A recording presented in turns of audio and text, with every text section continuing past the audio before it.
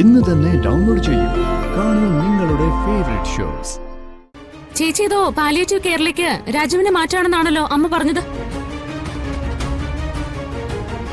അതിനിപ്പോ എന്താ കുഴപ്പം?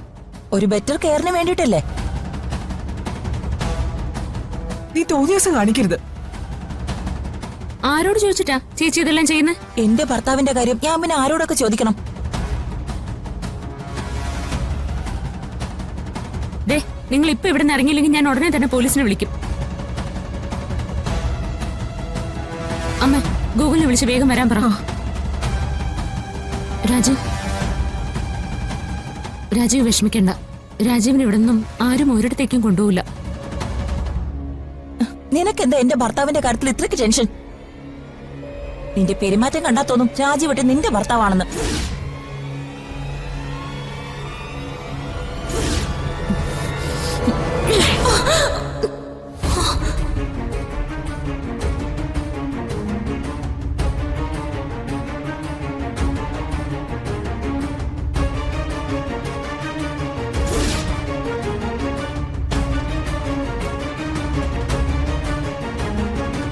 ദേ, കിടക്കുന്ന പാവത്തിന്റെ അവസ്ഥ മനസ്സിലാക്കാൻ ഞാൻ ഇദ്ദേഹത്തിന്റെ ഭാര്യ ആവണമെന്നൊന്നുമില്ല.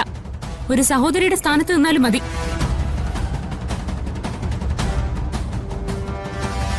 നിങ്ങൾ പോയിക്കോളൂ. എന്തെങ്കിലും സഹായം ആവശ്യമുണ്ടെങ്കിൽ വിളിച്ചോളാം. പാലിയേറ്റീവ് കെയറിൽ കൊണ്ടുവിടാനും മാത്രം വേണ്ടാത്തവരായിട്ട് ഇവിടെ ആരുമില്ല.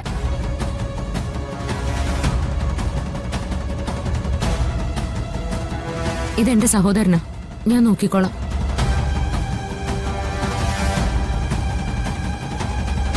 ബുദ്ധിമുട്ടിച്ചതിന് ക്ഷമിക്കണം. നിങ്ങൾ പോയിക്കോളൂ. എന്തോ? അയ്യോ അതെ, നിങ്ങൾ പോവാണോ? നിങ്ങൾ പോവല്ലേ? ഞാൻ പറയുന്ന ഒന്ന് കേൾക്ക്. പോവല്ലേ പ്ലീസ്.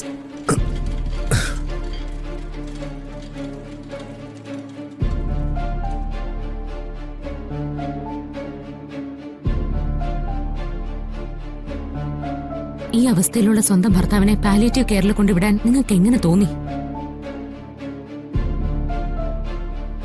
ചേച്ചിക്ക് ജോലി ചെയ്യാൻ മടിയാണെന്ന് എനിക്കറിയാം. രോഗാവസ്ഥയിലുള്ള ഒരാളെ നോക്കാനുള്ള കാരുണ്യവും സ്നേഹവും ദയവും ഒന്നും നിങ്ങളുടെ മനസ്സിലും ഇല്ലെന്നറിയാം. പക്ഷേ ഈ വീട്ടിൽ ചേച്ചിയുടെ ഇഷ്ടം പോലെ എന്തും ചെയ്യാന്ന് ധരിക്കരുത്.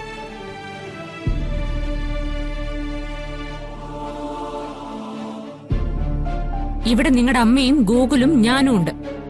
ഞങ്ങൾ അറിയാതെ രാജീവിന്റെ കാര്യത്തിൽ ഇനി ഇതുപോലെ എന്തെങ്കിലും തീരുമാനം എടുത്താ ഇപ്പൊ കിട്ടിയതായിരിക്കില്ല ചേച്ചിക്ക് ഇനി കിട്ടാൻ പോകുന്നത്. നീ ഒരു മനുഷ്യ സ്ത്രീയാണോടി? ഇങ്ങനെയാണെങ്കിൽ വയസ്സുകാലത്ത് നീ എന്നെ കൊണ്ടുപോയി വൃദ്ധസ്ഥാനത്തിൽ തള്ളുവല്ലോ. എന്താ സംശയം? അമ്മയുടെയും മോൾ അതും ചെയ്യും, അതിനപ്പുറവും ചെയ്യും. നിങ്ങൾ എല്ലാവരും കൂടി എന്റെ ജീവിതം തൊലയ്ക്കും.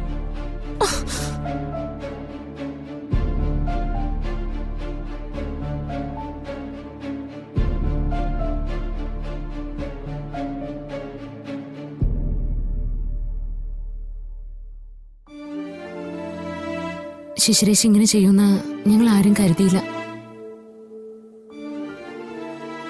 സോറി രാജീവ്, ഇനി ഇങ്ങനെ ഒന്നും ഉണ്ടാവില്ല.